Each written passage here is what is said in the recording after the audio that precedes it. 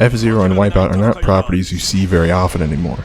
The last F-Zero game, if you don't count the multiplayer Battle Royale one that came out, that was F-Zero Climax, released for Game Boy Advance in 2004. So it's been a while since F-Zero's gotten a full single-player game. But what about Wipeout? Well, there's a mobile game out right now. I can't really speak on that though. I can't even really find much on it.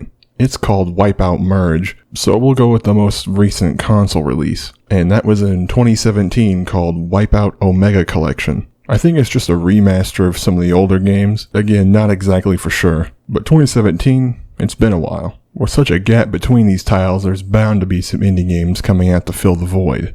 And there are. There's quite a few of them actually. But the one I want to talk about is called Arc Racer.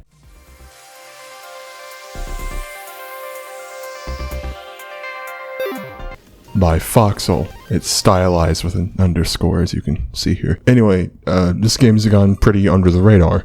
Only about 14 Steam reviews. Steam reviews do not equal sales, but it's safe to say not many people have seen this game. Let's actually see the game, enough just talking about it. So this is a single player only game. There's no multiplayer at all. It's actually pretty proudly advertised as not having multiplayer. And that's fine by me. I can't play racing games online. I'm not very good at them. So with no multiplayer, I'm really just going to be talking about the campaign mode. Like most racing games, there's leagues. The first one is just bluntly called Tutorial, so you can imagine what that holds for you. If it's been a while, or you're just new to F-Zero and Wipeout type games, I'd recommend playing it, at least as a refresher course. When I was first messing around in the tutorial, I noticed that this game plays pretty good on a mouse and keyboard, which is weird because racing games and keyboard don't mix, at least from what I've played. Actually, most of the footage in this video will be on mouse and keyboard, but for the sake of the video, I'll plug in a controller and see how that is. And actually, I did way worse on it. Maybe I just need to get used to controller more, I don't know. But for now, I'll be sticking with mouse and keyboard. Anyway, after the tutorial league, there's a few other leagues. You have Cyan, Cobalt, and Amber. At least these are the only ones I'm going to show for the video. I'm trying not to spoil a big chunk of the game for you. What about the races themselves though? Well, there's actually a few types. There's Zen mode, which you try to race as long as possible without dying.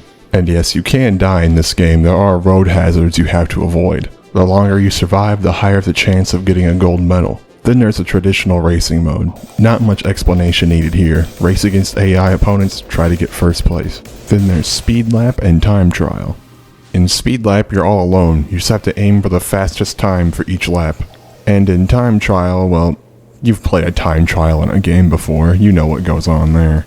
The first race you'll do is just a standard one. Race the AI opponents and try to get first. I recommend backing out of this one though. The first time I played it, it started me on the easiest difficulty. And it made me think I was really good at this game. And I'm not. The reason you want to back out is to go change the difficulty. And your vehicle if you have one unlocked. I recommend the skilled difficulty. Even then it can feel kinda easy still. The AI just isn't very bright on the easier difficulties. And it's like that on the harder ones too sometimes. They just don't seem to put up much of a fight.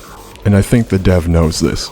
Every time there's a patch, there's usually some sort of mention of tweaking the AI, which is good because that's really my only complaint about this game is that the AI isn't very bright. And this game is updated pretty frequently too, so I'm sure by the time this video is out, there'll already be several more patches to the AI.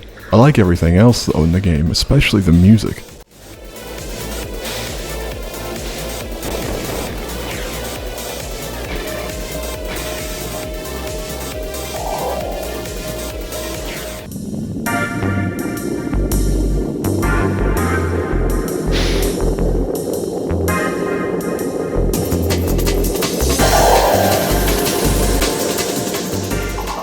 Shame there's only a few tracks. The music is done by Temska. I think that's how you say it at least, I'm not exactly sure. At first I was pretty certain it was just the dev under a different name. But no, it's a completely different person and they seem to do other music related things as well. If you're curious, I'll link their YouTube channel in the description. By now you've noticed the graphics, surely. Normally I don't comment on graphics unless there's something special about them. Because, you know, usually graphics don't make the game. I mean they do, but you know what I mean.